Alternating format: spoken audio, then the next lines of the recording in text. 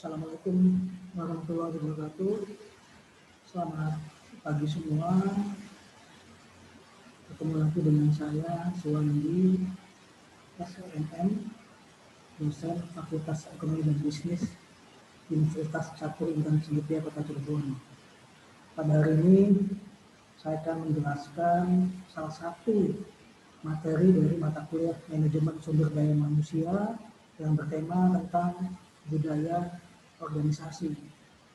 Ini cukup menarik temanya, budaya organisasi ini. Ya, apa sih budaya organisasi itu? Kalau kita simak, budaya organisasi ini kan terdiri dari dua suku kata. Ya. Pertama budaya, yang kedua organisasi. Jadi sebelum kita mendefinisikan apa itu budaya organisasi, kita harus tahu dulu budaya itu apa, organisasi itu apa. Baik, next ya. Nah, perkembangan dan kesuksesan sebuah perusahaan ditentukan oleh berbagai faktor pendukung yang dimiliki oleh sebuah perusahaan.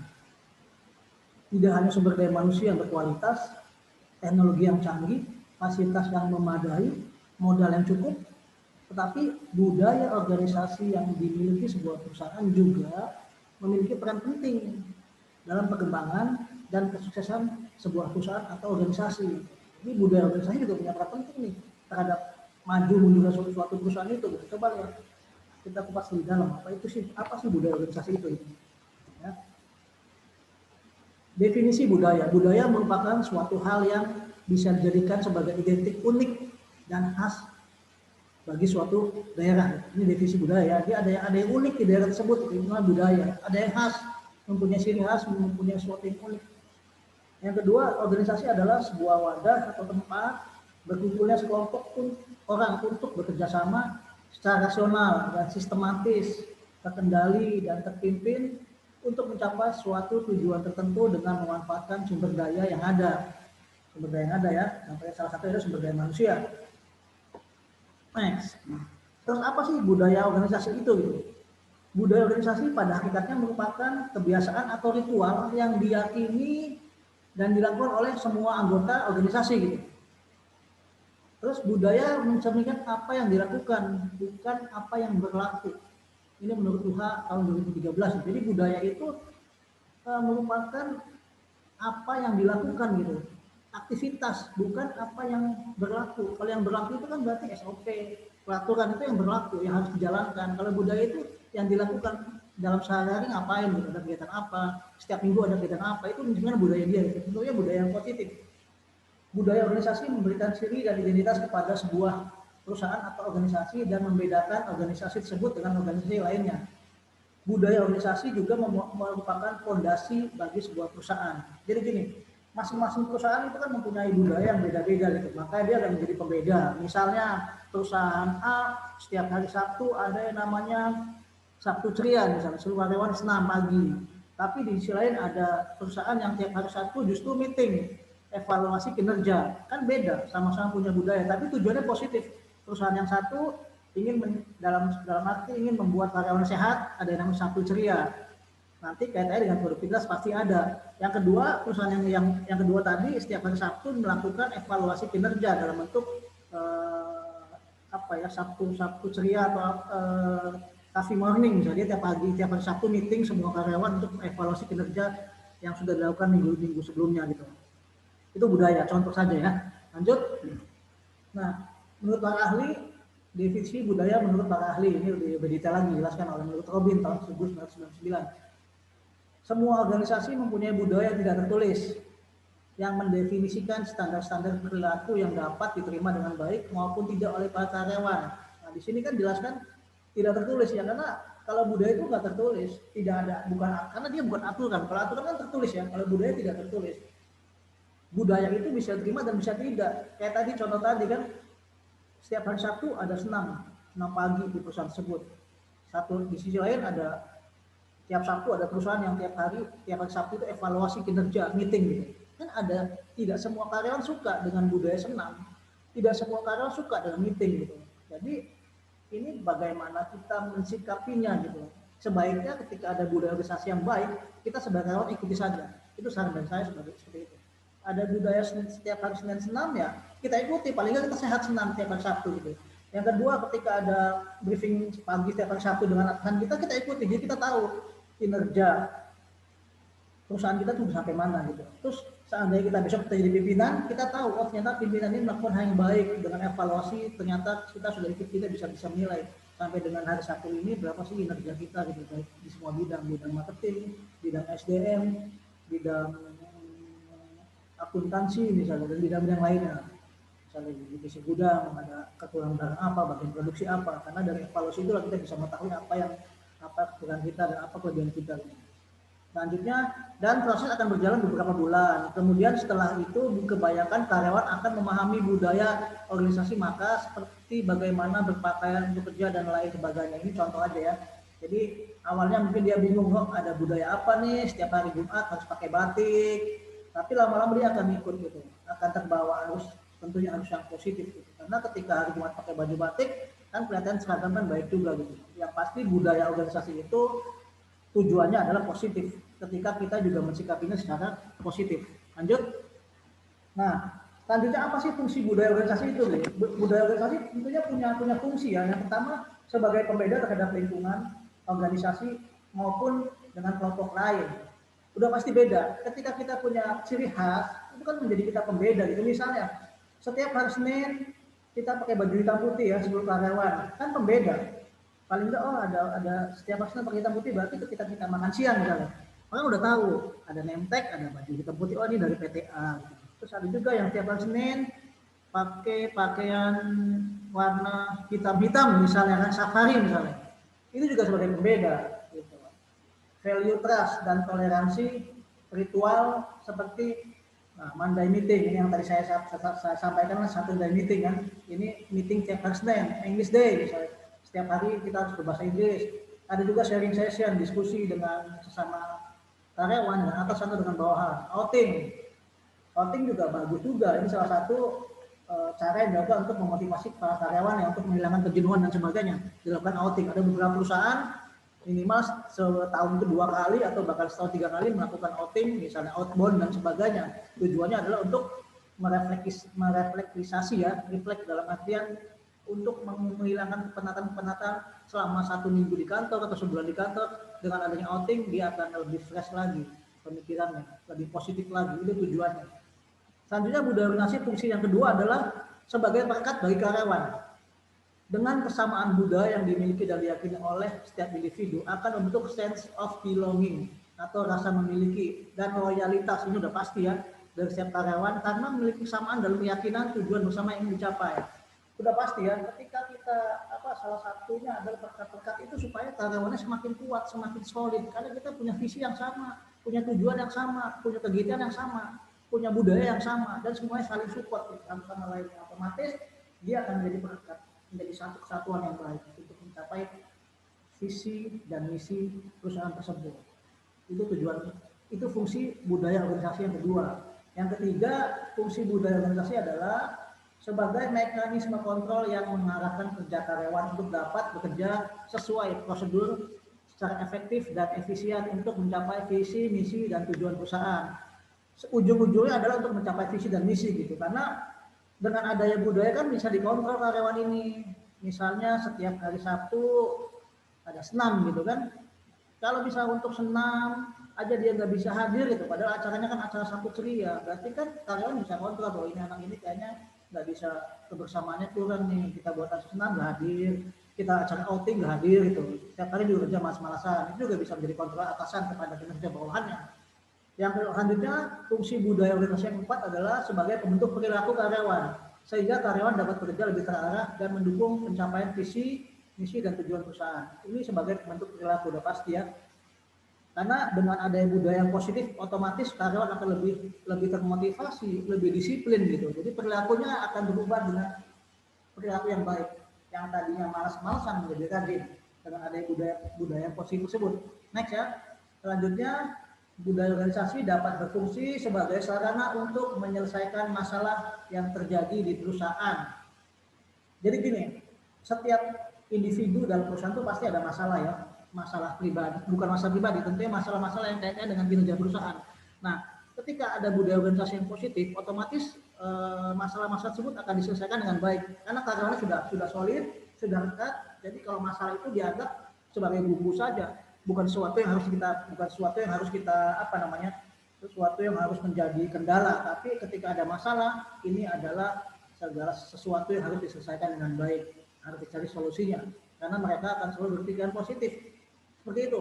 Yang fungsi yang kelima ya.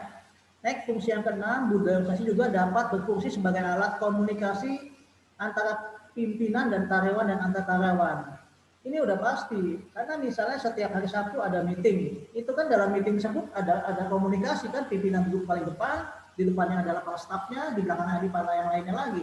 Jadi dengan duduk duduk sama dalam satu meja, otomatis pimpinan akan menyampaikan kinerja sampai dengan minggu ini sudah berapa pencapaiannya, karyawan yang rajin siapa saja, karyawan yang minggu ini harus dikasih evaluasi siapa saja, yang bulan ini harus mendapat reward siapa saja. Itu kan bagian dari komunikasi antara pimpinan dan bawahan, baik antar karyawan juga gitu. Itu contoh kalau meeting. Kalau senam juga sama. Kadang kita kalau ketika ada senam, misalnya senam Sabtu ya, senam bersama seluruh karyawan, itu kan ada departemen yang tidak pernah ketemu karena aktivitasnya sibuk. Tapi dengan adanya pertemuan senam dalam momen tidak formal, otomatis mereka akan saling kenal, ya kan, komunikasi semakin lancar gitu. Yang tadi tidak kenal bisa jadi kenal, karena dalam satu perusahaan tuh kalau jam kerja sibuk dengan urusan masing-masing gitu. Tapi ketika ada budaya yang positif, yang tadi tidak kenal jadi kenal, kurang lebih seperti itu.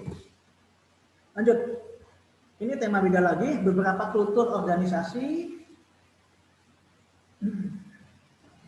akan dapat dikatakan kuat, sedangkan yang lainnya dikatakan lemah. Menurut Muklas tahun 2005, untuk mengetahui apakah kultur suatu organisasi kuat atau tidak, ada beberapa karakteristiknya. Nah, jadi gini, dalam suatu perusahaan itu kita bisa nilai apakah perusahaan itu kuat atau tidak. Kita ada beberapa poin yang bisa kita lihat dari karyawan tersebut. Yang pertama adalah kebersamaan. Nah, apa itu kebersamaan? Kenapa sih kebersamaan itu bisa dijadikan suatu kultur dalam organisasi yang sudah kuat? Coba lihat ya, kebersamaan adalah sejauh mana anggota organisasi mempunyai nilai-nilai inti yang dianut secara bersama. Nah, jadi gini, ketika kebersamaan itu sudah baik, solid antara staf yang satu dengan staf yang lainnya, karyawan yang sedang ini adalah salah satu contoh organisasi itu udah kuat gitu. Karena bersama-sama, dia ketika ada masalah dia selesaikan bersama-sama. Ketika ada tugas sudah saya bersama-sama. Ini saya contohkan dalam bentuk tim ya.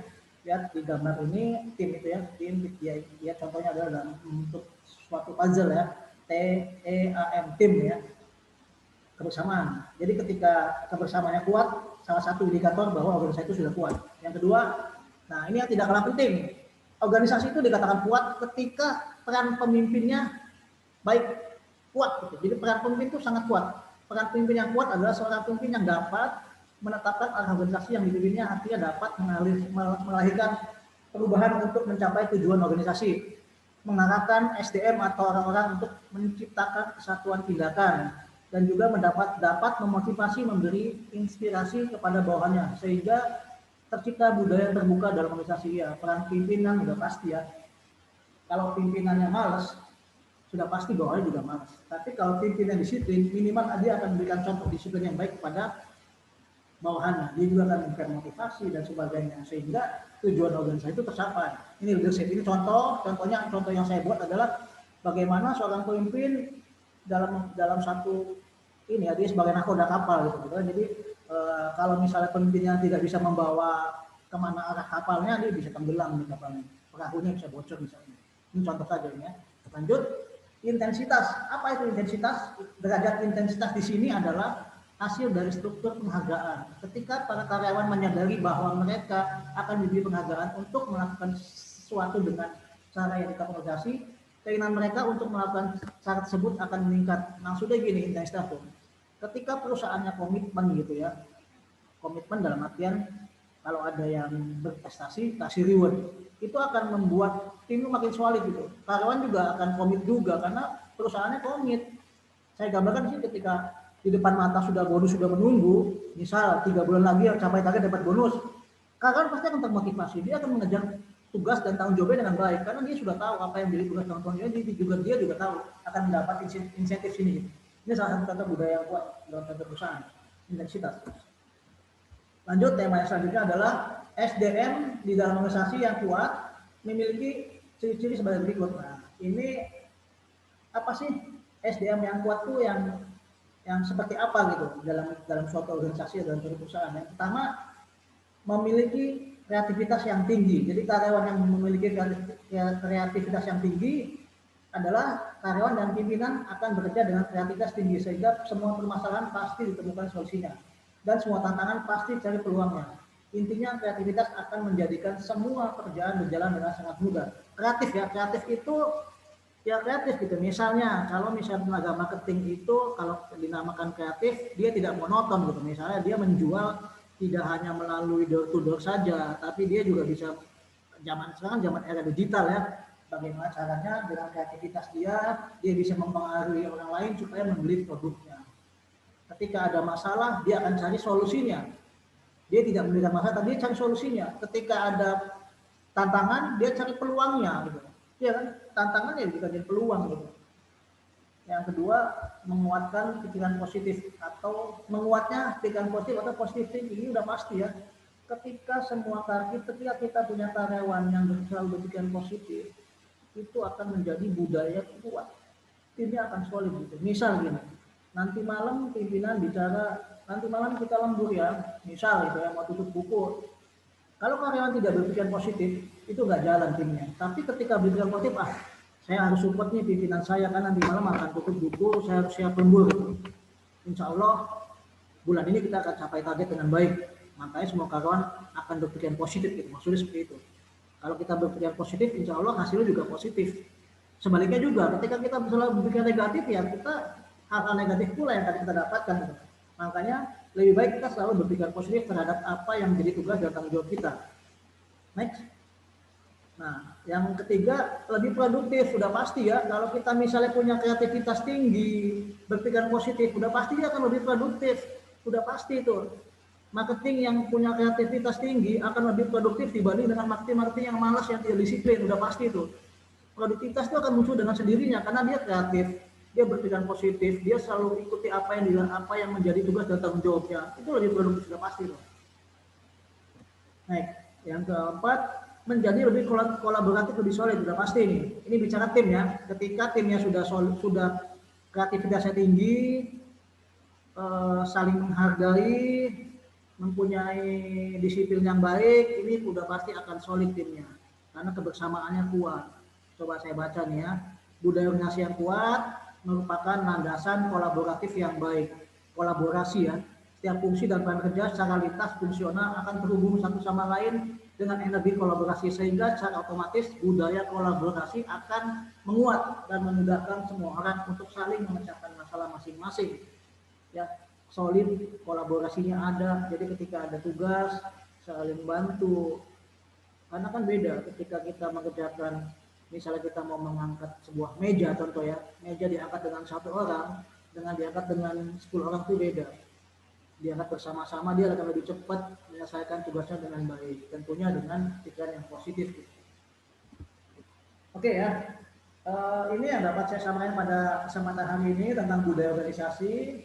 Ini ada tugas individu untuk mahasiswa, ada dua. Yang pertama, berikan contoh budaya organisasi yang ada di tempat saudara bekerja. Contoh budayanya ya, pertama. Yang kedua, manfaat positif apa yang saudara dapatkan dengan adanya budaya organisasi di tempat kerja saudara tersebut. Ya, silakan tugasnya dijawab, dikumpulkan di Edmodo ya. Demikian yang dapat saya sampaikan pada kesempatan hari ini tentang budaya organisasi. Mudah-mudahan bermanfaat untuk kita semua. Billahi taufik wal hidayah. Wassalamualaikum warahmatullahi wabarakatuh.